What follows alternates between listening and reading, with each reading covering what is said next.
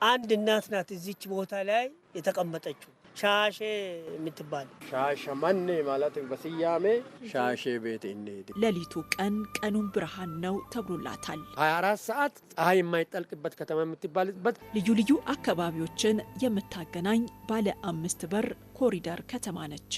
አሁንም በልማትም በጽዳትም ከተማውን ውብ እንድትሆንና ተወዳጅ እንድትሆን ይሄ ለቱሪዝም ስበት ትልቅ ዋጋ አለው።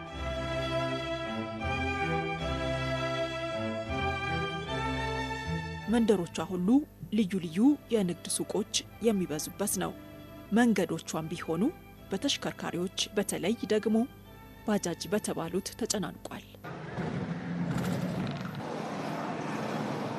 ተረጋግቶ የሚቆም ሰው እምብዛም አይታይም። የሰው ግርግር አይጣል ነው።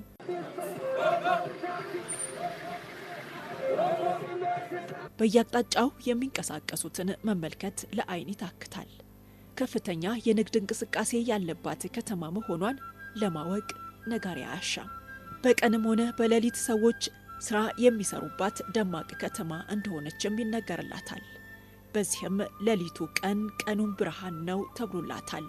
በ1913 ዓመተ ምህረት እንደተቆረቆረችም ይነገራል። ከተማዋ ስያሜዋን ያገኘችው ከአንድ በግል ንግድ ስራ ላይ ከተሰማሩ እናት ስም እንደሆነ የሚነገሩ አፈ ታሪኮች አሉ።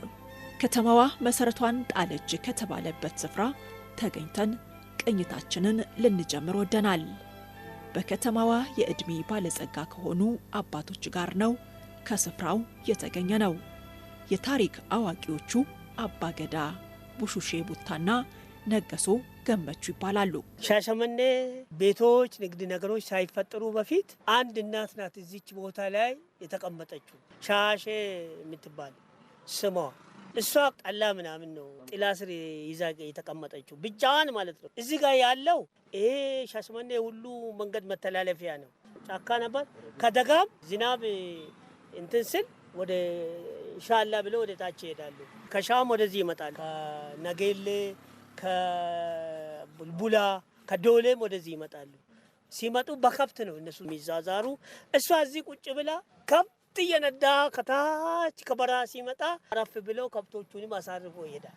ሻሸመኔ ማለት በስያሜ ማነ ሻሼ ደምና ሻሼ ቤት እንዴ ሻሼ ማኔ ማለት ቤት ነው። ማንደሻ ከተማ እዚች ነው።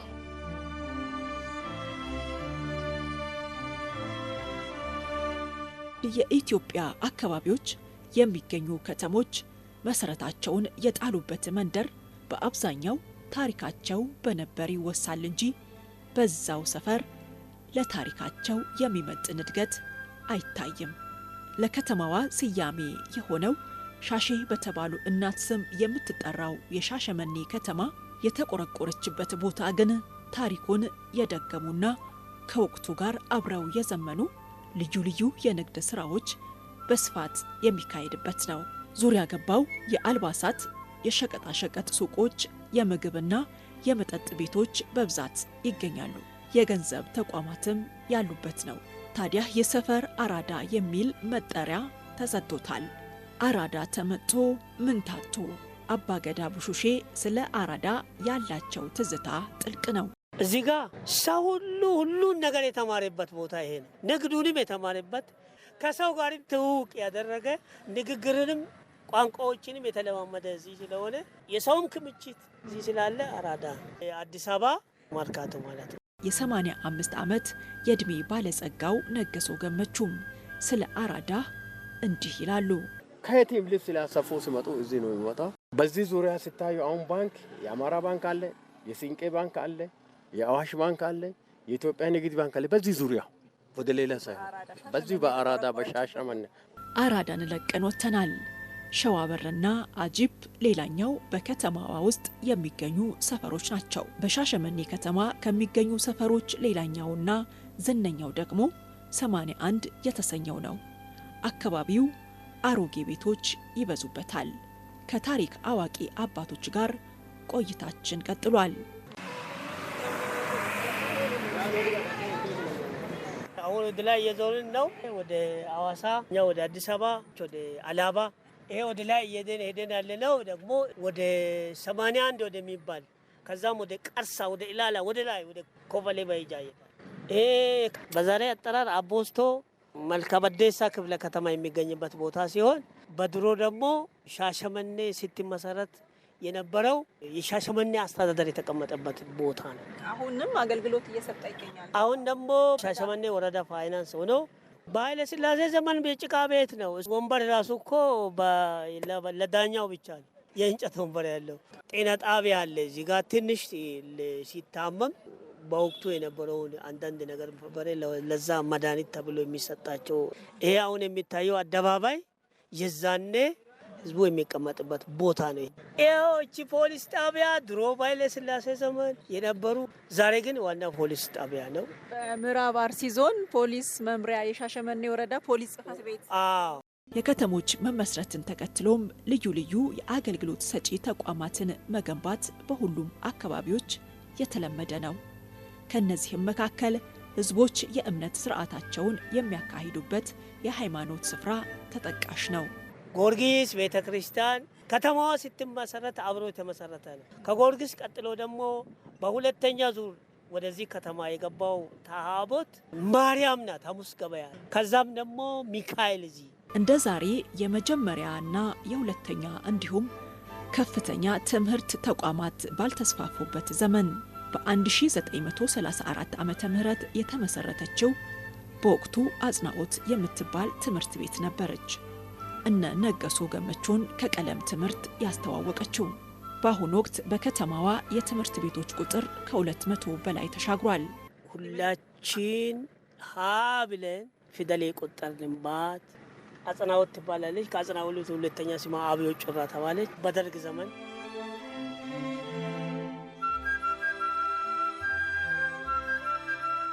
የምዕራብ አርሲ ዞን ዋና መቀመጫ የሆነችው የሻሸመኔ ከተማ ከአዲስ አበባ በስተ ደቡብ አቅጣጫ 255 ኪሎ ሜትር ትርቃለች።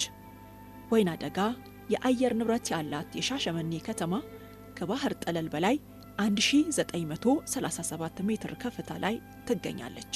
ይህች ከተማ ከ1998 ዓመተ ምህረት በፊት ምስራቅ ሸዋ ዞን ስር ትተዳደር ነበር።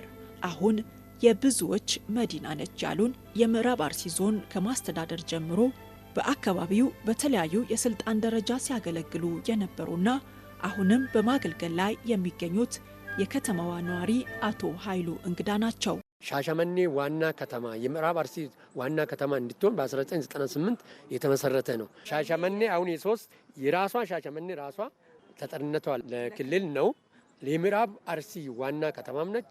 የሻሸመኔ ወረዳም ዋና ከተማ ነች። በቀን ከ10 ሺህ በላይ ነው ህዝብም የሚወጣው የሚገባው ማለት ነው። 24 ሰዓት ፀሐይ የማይጠልቅበት ከተማ የምትባልበት 9 ሰዓት ሌሊት ብትመጪ 10 ሰዓት ብትመጪ ምንም ራትሽን ምሳን ቤት ውጭ መንገድ ሁሉ ብርሃንና ሰው ነው የምታገኝ። 24 ሰዓት ፀሐይ የማይጠልቅበት የምትባልበት ምክንያት እቺ ከተማ ነች። በንግድ ስራዋ ነው። ቀንም ማታም ሌሊትም ታገኛለች ማለት ማንኛው መኪና ሲሄድ ነው የሚያድረው። እረፍት አድርጎ ቡናውን ጠጥቶ ነው ራቱን በመጣበት ሰዓት አግኝቶ ነው የሚሄደው። ጀንበር የማይጠልቅባት የሻሸመኔ ከተማ ልዩ ልዩ አካባቢዎችን የምታገናኝ ባለ 5 በር ኮሪደር ከተማ ነች። አንደኛው ወደ አርባ ምንጭ የሚሄድ መንገድ ነው። አርባ ምንጭ አላባን ይዞ የሚሄድ አንደኛ በር ነው። ሁለተኛ ወደ አዋሳ፣ በዛ ቀጥሎ ወደ ሙያሌ ወደ ምን ቦረና የሚሄደው በዚህ ነው። ሶስተኛ ወደ አዲስ አበባ የሚሄደው ነው። አራተኛ ወደ ባሌ የሚሄደው ነው። ባሌ መንገድ ነው። አምስተኛ ወደ ወንዶ ገነት 5 በር አላት። ለኑሮም ርካሽ የሆነ አየሯም ጥሩ የሆነ ወይና ደጋ የሆነችው ከተማ ነች። የዛሬ 5-6 ዓመት በፊት ተቃጥላ ነበር። ሻሸመኔ 50 ዓመት ይፈጃበታል ለመመለስ ያሉት በ5 ዓመት ውስጥ ነው ከተማ የተመለሰችው።